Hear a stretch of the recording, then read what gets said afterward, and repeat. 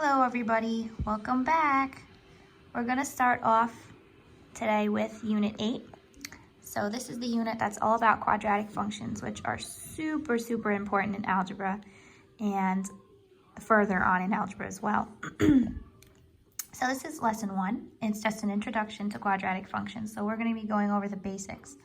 So far we've gone through linear functions and exponential functions, and they're relatively simple because they're always either increasing or decreasing for all of their domains.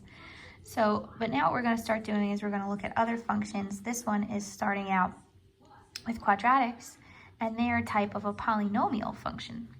So the definition of a quadratic function is any function that can be put in this form. So hopefully you're noticing that this looks very much like the definition of a polynomial that we discussed in our unit, Unit 6. A cannot be 0. If A is 0, you won't have this x squared anymore. B and C can both be 0. So that means anything that has an x squared in it counts as a quadratic function as long as there's no higher exponent. So that means you can have something as simple as y equals x squared, and that counts as quadratic. You could have a regular looking quadratic like this, 2x squared plus 4x plus 2, let's say. And as they said, you can even have b or c equal to 0. So this could be, let's just say, x squared plus 1. That would be a case where there's no middle term. And you can even have one with no c. So maybe we could make one up here, 5x squared plus 3x with no c. All of these count as quadratic functions because they begin with the x squared term. So let's do exercise 1. Why is it important for the leading coefficient to be non-zero? As I said already, if it is 0, you're multiplying that x squared term by 0, and then you would no longer have a squared. And then what kind of a function would you have? You would just have something like 4x plus 2, which would be linear.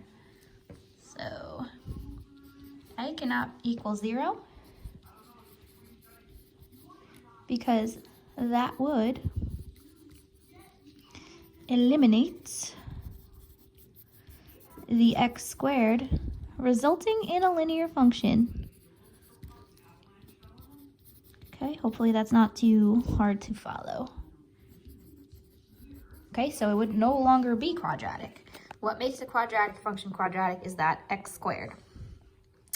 So for part B, we're going to circle anything here that is quadratic. Y equals x squared minus 3. I have my x squared. There's nothing else with a higher power. That's it. Y equals x cubed plus 2x squared minus 4. I have the x squared, but I have an x cubed, which is higher. This is no good. X squared plus the square root of x plus 7. We have my x squared, but this square root of x is no bueno. That's not allowed. It has to just be a regular old x. If you don't remember, I told you guys this once in class before, but the square root of x is really x to the 1/2 power. So that is not what we need here. And finally, y equals 10 minus x squared. I have my x squared. I don't have anything else I'm not allowed to have, so this counts. You could always rewrite that as, I'll put this in parentheses, this could also be negative x squared plus 10 if that makes it clearer to you. Okay? So for part C, given the quadratic function y equals 10 minus 3x squared plus 7x, write it in standard form and state the value of the leading coefficient. So we went over this when we did polynomials. Standard form is in descending order of exponents. So the number or the term with the highest exponent goes first. So that would be the x squared term, of course, but please note it has a negative. So you have to attach that. Negative 3x squared. Next would come my 7x, which is positive. And finally, my 10, which is also positive. So in standard form, this quadratic function would be written as negative 3x squared plus 7x plus 10. And my leading coefficient is going to be that a value, or that first number in front of the x squared. So that's going to be negative 3. That's represented by a. Okay? All right, so that's C. For part D, we're looking at this quadratic function. F of x is equal to 2x squared minus 3x plus 1. So what we want to do here is we want to find, without using our calculator, the value of f of negative 2. And then we'll take it one step further and decide what point has to lie in this graph. So we're not using a calculator here. We're finding f of negative 2, so that means we're just plugging it in. So it's 2, instead of x, it's negative 2 squared, minus 3, instead of x is negative 2 again, plus 1. Okay, so this is going to be negative 2 squared is 4, times 2 is 8.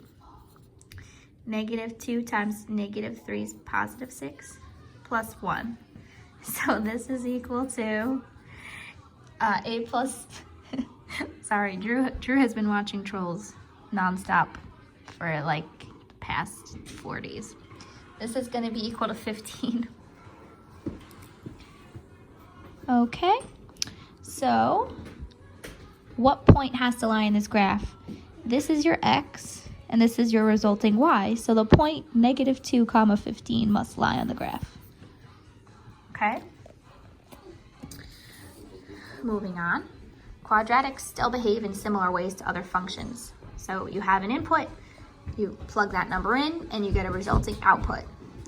But they do start to behave differently from linear and exponential functions, because what happens is sometimes the outputs repeat for quadratics.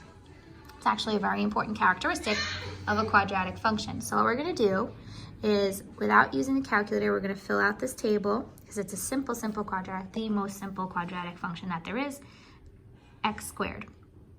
So input is negative 3, you're just squaring it. So negative 3 squared is 9. So your output is 9. Negative 2 squared is 4. Negative 1 squared is 1. 0 squared is 0. 1 squared is 1. Oh, interesting. 2 squared is 4.